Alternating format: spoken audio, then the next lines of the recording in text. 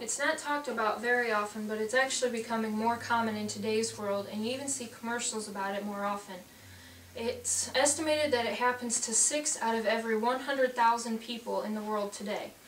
When my husband was taken to the hospital 2 years ago, after passing out at work, we didn't know what was wrong, and needless to say, we were a little bit scared. After the doctors ran all their tests, he was told that he had what was called Crohn's disease.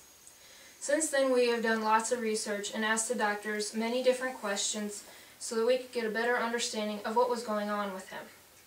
Today, I'm going to tell you exactly what Crohn's is, the symptoms associated with it, how the doctors diagnose it, and some treatment options that are available.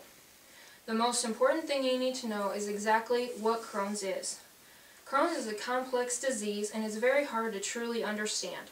Most people actually assume that it happens to the elderly population only. This is not exactly true. It's actually more likely to begin in early adulthood.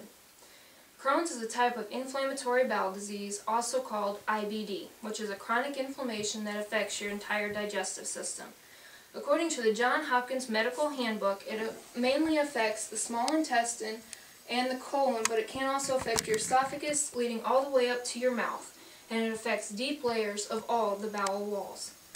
Crohn's disease is a lifelong condition and is not yet curable, but it is very treatable. They do not know what causes Crohn's yet, but they have found that smokers are more likely to have this disease. Now you have a better understanding of what Crohn's is, so let's talk about the symptoms that you need to pay attention to. Crohn's actually has many symptoms associated with it, but today I'm just going to tell you the more common symptoms you need to be aware of. Diarrhea lasting more than a few days is a good sign of it. It can come with bleeding, so if you ever notice any blood in your stool, please make sure you contact your doctor immediately. Severe abdominal pain is also associated with Crohn's. The pain is mostly on the right side, right above where your appendix is located, and is most often a sharper pain. Weight loss is a major symptom of Crohn's also, because your body does not absorb the nutrients like a normal digestive system would. As stated in the book, Understanding Crohn's Disease and Ulcerative Colitis, other symptoms include reddening and inflammation of the eyes, skin lesions, and pains in the joints, which can also lead to arthritis later on in life. But now that you know what to look for, let's talk about how the doctors would actually diagnose it. Looking back in the Johns Hopkins Medical Handbook, Crohn's is actually a hard disease to diagnose because the symptoms may not always be present. This can also lead the doctors to think that it's a less harsh disease called irritable bowel syndrome. There are two major ways to correctly diagnose Crohn's disease. The first test that they will do is blood work. The doctor will check your hemoglobin, which is a ratio of your red blood cell count to your whole blood count. If it's lower than normal, meaning that you're anemic or that you have excess bleeding internally somewhere, they will do further testing. They can also do a liver function test with your blood that checks the absorption of nutrients in your body.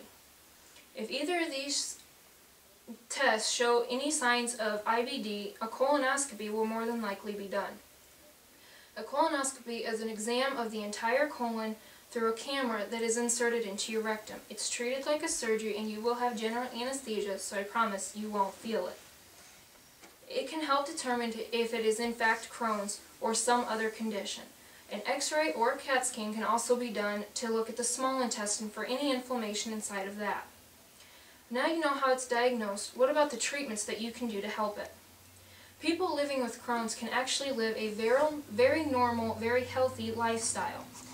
Most people, when they think of treatments to do with Crohn's, they think of surgery. Surgery is actually not likely with Crohn's. If surgery is performed, it will only relieve your symptoms for the time being. Crohn's will reoccur sometime in your life, somewhere in the digestive system, even after surgery. So further treatment still needs to be done. There are many medications in pill form used to treat Crohn's. So many, in fact, that I actually do not have time to name them all. But one of the most effective treatments is called Remicade. It's given through an IV at a doctor's office, most likely a hematologist's office, because it's kind of like chemotherapy, only you don't have the same side effects that a chemotherapy patient would have.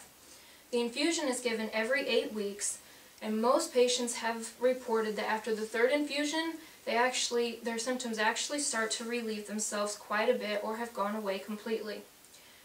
Remicade is a lifelong treatment because Crohn's is a lifelong condition. It is not cheap by any means, so other treatments will probably be explored first. As you can see, Crohn's disease is not a disease to be taken lightly by anyone. It is a disease that can affect anyone of any age, even from the time that you are a baby to the elderly population. It remains in your system all of its life, even if it's not flared up. There's not very much awareness for Crohn's out today, so it's hard to know that your symptoms are actually the cause of something very serious. But I hope by my speech today you get a better understanding of what Crohn's is, the symptoms to look for, and what you can do to help it. Thank you.